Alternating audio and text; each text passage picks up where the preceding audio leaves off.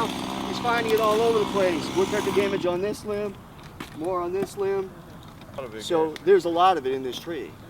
And that's why I keep telling people, you know, you're not going to see the trees dying right away. It takes a few years for this to start really ramping up.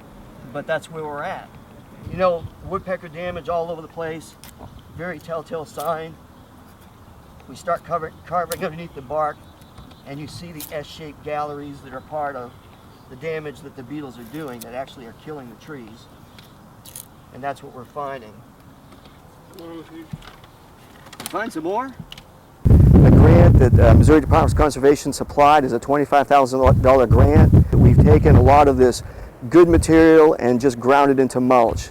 Mulch has its uses, but there's much higher value products that we can be securing out of these trees and these logs from these trees. So we're looking really forward to the future, to expanding this program to logs and other wood products that we can produce from these trees, and making partnerships with other groups and other organizations and small businesses like the Urban Lumber Company who are trying to take some of this material and utilize it in a good way. With all the devastation that we're looking at in the near future with Amarillo ash borer, who's the reason why this tree is being removed, it's a very bright spot in a kind of gloomy situation.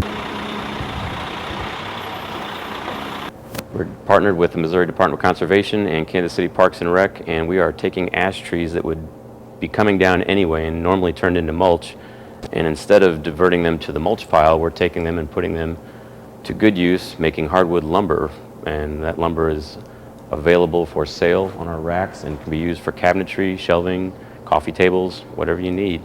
So instead of wasting the trees, we're taking them and making useful products for people to come and buy.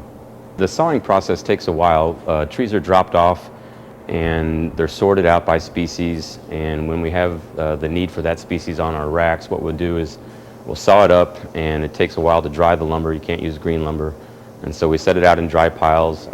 Air-dried lumber is, in my opinion, better than kiln-dried lumber, but we do have a kiln, and that accelerates the drying process.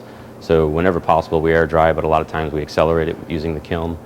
And when it's dry, drop down to a proper moisture level of 10 or 7%, we'll bring it in and put it on the racks, labeled as air or kiln dried. A lot of times the label indicates exactly where in the city the trees came from, and it's sold by the board foot price, which is just a unit of volume measurement based on the exact shape of that board.